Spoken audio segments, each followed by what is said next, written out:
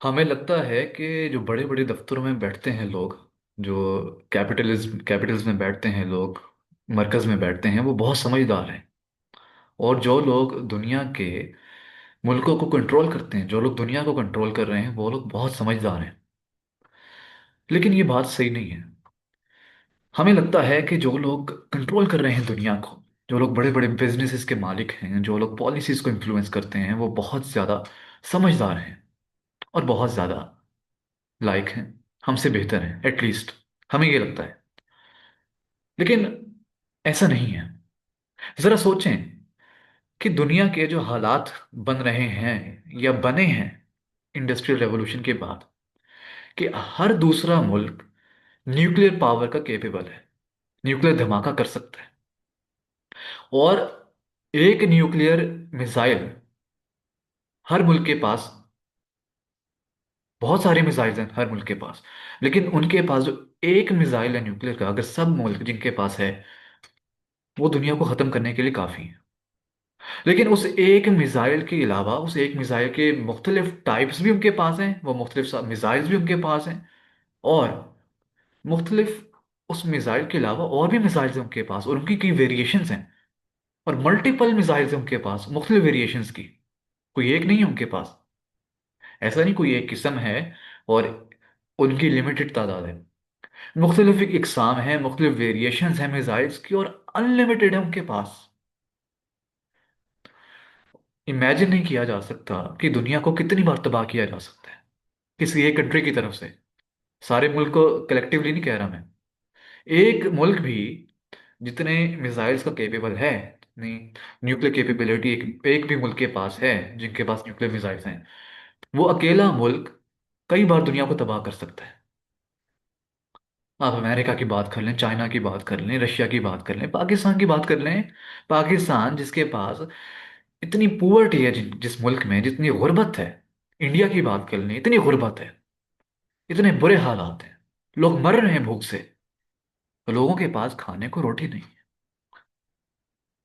लोगों के पास एजुकेशन नहीं है, बेसिक फैसिलिटीज की कमी है, बेसिक राइट्स की कमी है। जहां पे उनके पास भी मिसाइल्स हैं। मिसाइल एक लग्जरी नहीं है। मिसाइल्स ऐसे हम लोगों के पास हैं जैसे एक नेसेसिटी है। तो हम लोग समझते हैं कि बड़े समझदार लोग दुनिया को चला रहे हैं। आप यकीन माने, आपसे ज्यादा बेवकूफ लोग बैठे हैं बड़ी कुर्सियों पे। यकीन माने। और आप अपनी ऑब्जर्वेशन को एक्सपेंड करके ये बात समझ सकते हैं। जरा आप उन कमरों में बैठकर देखें जहां पर जियो पॉलिटिकल मैटर्स डिस्कस होते हैं, जहां पर प्लानिंग होती है, स्ट्रैटेजिक जो माइंडसेट है हमें देखने को मिलते हैं, जो स्ट्रैटेजिक माइंड्स हमारे हैं, हम समझते हैं कि आपस में बैठकर डिस्कशन करते हैं। वो क्या डिस्कस कर रहे होते हैं? क्या वो ये डिस्कस करते हैं कि दुनिया को किस तरह बेहतर बनाना है, किस तरह लोगों को उनकी basic necessities, basic facilities provide करनी है, जो उनका बेसिक राइट है, कैसे इकोनॉमिक स्ट्रक्चर को बेहतर बनाना है? क्या ये डिस्कस किया जाता है? तमाम मुल्कों के कैपिटल्स में जहां पे भी ताकत है, जहां पे भी रियासत है, उसका मकसद सिर्फ एक्सपैंड करना है। उसका मकसद सिर्फ लैंड को ग्रैब करना है, लोगों के रिसोर्सेज को ग्रैब करना है और अपनी ताकत में इजाफा करना है। किसी का मकसद सोशल कॉज के लिए काम करना नहीं। ये जितनी भी रियासतें हैं, इनका जो भी स्ट्रक्चर बनता है, इसका मकसद सिर्फ एक्सप्लॉइट करना होता है। और अब तो दुनिया में हर जगह रियासतें हैं। बल्कि रियासत ना हो तो वो तो कहलाया नहीं जाता दुनिया का हिस्सा। वो तो समझा जाता है कि दुनिया से कट गया है, दुनिया से कुछ अलग है। हम तो ऐसा समझते हैं। हमारे लिए तो नॉर्मल, न्यू नॉर्मल ये है कि आप एक रियासत हैं। और रियासत क्या है? एक्सप्लॉइटेशन का टूल। और ये जितने भी एक्सप्लॉइटेशन के टूल्स हैं, ये सारे मिलकर दुनिया को तबाह करने पे लगे हुए हैं। इन सब का मकसद सिर्फ एक्सप्लॉइटेशन है, सिर्फ अपने रिसोर्सेज को एक्सपैंड करना है।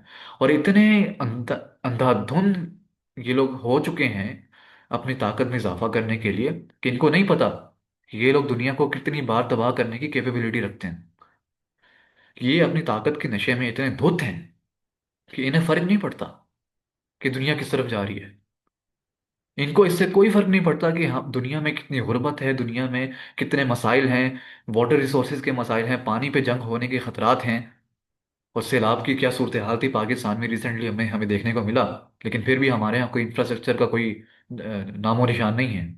कितने सारे मसाइल हैं इस तरह के थर्ड वर्ल्ड कंट्रीज में, फर्स्ट वर्ल्ड कंट्रीज में, हमारा कोई फोकस नहीं उस पर। दुनिया के जितने भी ताकतवर मुल्क हैं, जितने भी ताकतवर लोग हैं, जो बड़ी बड़ी कुर्सियों पे विराजमान हैं, जो पॉलिसीज को देखते हैं, उनका फोकस दुनिया की बेहतरी नहीं है। उनका फोकस सिर्फ अपना प्रॉफिट हासिल करना है।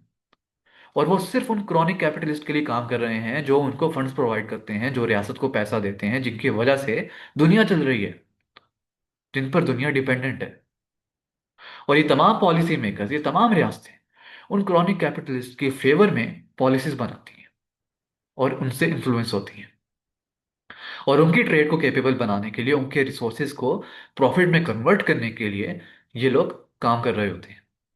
और इनका जो एनवायरनमेंट के बारे में जो फिक्र है, जो क्लाइमेटिक चेंज के बारे में इनकी परेशानियां हैं, ये अचानक नहीं आ गई, ये किसी वजह से आई हैं। इनका मकसद दुनिया को बेहतर जगह बनाना नहीं है। इनकी परेशानी का कंसर्न ये है कि किस तरह हम अपने प्रॉफिट को बेहतर करें, किस तरह हम अपने प्रॉफिट को मैक्सिमाइज करें। अगर हालात खराब हो गए, अगर दुनिया तबाह हो गई, अगर क्लाइमेटिक चेंज से मसला हुआ हमारी इंडस्ट्रीज की डेवलपमेंट में, तो हम प्रॉफिट कैसे कमाएंगे। तो इसलिए अब शिफ्ट हो हुआ जा रहा है रिन्यूएबल एनर्जी रिसोर्सेज पे।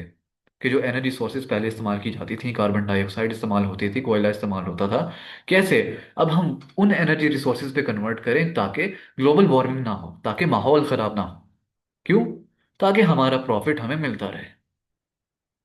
ये है मकसद। और हम समझते हैं कि हमसे ज्यादा समझदार लोग बैठे हुए हैं। हो सकता है आप ज्यादा समझदार हो उनसे, अनटिल अनलेस आप दुनिया के बारे में सोचते हैं कलेक्टिवली, अनटिल अनलेस आप खुदगर्ज नहीं है, आपको सिर्फ अपनी फिक्र नहीं लगी हुई, अपने प्रॉफिट की फिक्र। इन लोगों के पास कितना पैसा होगा, कितनी लग्जरी होगी, लेकिन इन लोगों का पेट नहीं भरता। इन्हें और चाहिए दुनिया से। इन्हें तमाम मुल्कों को कंट्रोल करना है, तमाम मुल्कों से पैसा निकालना है, उनकी पॉलिसीज को कंट्रोल करना है, वहां पे इंडस्ट्रीज लगानी है, लोगों को उनके घरों से बेदखल करना है, और उनकी जमीनों पे काबिज होना है, वहां पे अपनी इंडस्ट्रियां लगानी है, फैक्ट्रियां लगानी है। और ये तमाम चीजें ही करते हैं हुकूमत को इन्फ्लुएंस करके, उनकी पॉलिसी मेकर्स को इन्फ्लुएंस करके। गवर्नमेंट पर इन्हीं का कंट्रोल है। और गवर्नमेंट पे अगर इनका कंट्रोल ना हो, अगर रियासत का स्ट्रक्चर दोबारा से रिस्ट्रक्चर किया जाए, रियासत के सिस्टम में रहते हुए पॉलिसीज को दोबारा से रीनेगोशिएट किया जाए, तो इतनी ये जो पॉलिसीज हमें देखने को मिल रही हैं प्रॉफिटाइजेशन के बारे में और क्लाइमेटिक चेंज के बारे में, क्लाइमेट चेंज के जो कंसर्न है, प्रॉफिट का कंसर्न है, इंडस्ट्रियलाइजेशन का कंसर्न है, ये तमाम चीज़ों से फोकस शिफ्ट हुआ होकर शिफ्ट होगा, पिवट करेगा उन चीज़ों पे जो कि ज़रूरी है, लोगों की वेलबींग पे, लोगों की एजुकेशन, उनके हेल्थ केयर, उनके इंफ्रास्ट्रक्चर, उनके स्टैंडर्ड ऑफ लिविंग को बेहतर बनाने के लिए। इनका कंसर्न हमारे स्टैंडर्ड ऑफ लिविंग, हमारी एजुकेशन और हेल्थ केयर सिस्टम को बेहतर बनाना नहीं है। इनका कंसर्न सिर्फ उसको बेहतर बनाना इसलिए है ताकि हम लोग इनके लिए काम कर सकें, ताकि हम इनकी मशीनरी का कोक बन सकें। क्योंकि अगर एक एजुकेटेड क्लास होगी जो इंडस्ट्रीज में काम करेगी, तो इनको प्रॉफिट मिलेगा। या फिर जो इनके नैरेटिव को इम्प्लीमेंट करेगी, इनके लिए काम करेगी, इनको सर्व करेगी बड़े लेवल पर, तब इनके प्रॉफिट को मुमकिन बना पाएंगे। इनका मकसद सिर्फ प्रॉफिट हासिल करना है। इनका मकसद सिर्फ रिसोर्सेज को एक्सपैंड करना है, मैक्सिमाइज करना है, जमीनों पे काबिज होना है, या फिर लोग रिसोर्सेज को अपने काबू में करना है। तो ये जितने भी लोग आपको बैठे हुए मिलेंगे ब्यूरोक्रेसी में, बड़े बड़े मुल्कों में, ये बड़ी बड़ी कुर्सियों पे, और पहली बात तो ये कि जो रियासत हम समझते हैं कि बड़ी ताकतवर है, ये ताकतवर नहीं है। रियासत को कंट्रोल करने वाले हम समझते हैं कि वो जिम्मेदार है, वो कसूरवार है। अरे भाई, वो तो खुद एक मशीनरी का हिस्सा है। वो तो खुद कंट्रोल हो रहा है उन कैपिटलिस्ट से, जो उन्हें इन्फ्लुएंस करते हैं, जो उनको फंड प्रोवाइड करते हैं, और उनके जरिए उनको पपेट के तौर पे इस्तेमाल करके पॉलिसीज को, अपनी मर्जी की पॉलिसीज को इम्प्लीमेंट करवाते हैं, और लोगों के उनसे हक छीनते हैं, उनकी ज़मीनों पे काबिज होते हैं। हम समझते हैं कि वजीर आजम है, सदर है किसी मुल्क का, ठीक है, इंडिया की बात कर लें, किसी और मुल्क की बात कर लें, तो वो अपनी मर्जी से कर रहा है। अरे भाई, उनको वो कैपिटलिस्ट कंट्रोल कर रहे हैं, जो उनको पैसा देते हैं, जिनके बगैर उनका सिस्टम काम नहीं कर सकता, और उन्हीं की मदद से वो दुनिया पे काबिज होते हैं और अपने प्रॉफिट को हासिल करते हैं, अपने रिसोर्सेज को मैक्सिमाइज करते हैं। यही मकसद है उनका। तो कोई समझदार बंदा नहीं बैठा हुआ है। पहली बात तो यह है कि उनके पास खुद कंट्रोल नहीं है, वो खुद पपेट हैं। तो वो तो बिल्कुल भी समझदार नहीं है। हम समझते हैं कि बड़े पता नहीं हालात ज़र्फ के लोग हैं, पता नहीं क्या डिस्कस हो रहा है बड़े बड़े कमरों में। सिर्फ ये डिस्कस हो रहा है कि अपने पैसे को, अपने माल को किस तरह बढ़ाना है। सिर्फ ये डिस्कस हो रहा है, और कुछ डिस्कस नहीं हो रहा, सिर्फ ये बातें डिस्कस हो रही हैं। जितनी मीटिंग्स हो रही हैं, सिक्योरिटी मीटिंग, जितनी भी चीज़ें, ठीक है, डिफेंस के बारे में कहा जा सकता है कि वो एक बहुत बड़ा कंसर्न है, एक मेजर कंसर्न है। एक मुल्क की एक खास इंडस्ट्रियलिस्ट या कैपिटलिस्ट को, सरमायादारों को फ़ायदा पहुंचाने के अलावा, एक ये कंसर्न हमेशा से रहा है और ये रहेगा, सिक्योरिटी बहुत बड़ा कंसर्न है, ठीक है। लेकिन सिक्योरिटी के अलावा जितनी भी डिस्कशंस होती हैं, जितनी भी मीटिंग्स होती हैं, हम समझते हैं पता नहीं बड़े आला आला लोग बैठे हुए हैं, बहुत समझदार लोग बैठे हुए हैं। अगर ये इतने समझदार हैं तो दुनिया इस हाल को पहुंचती?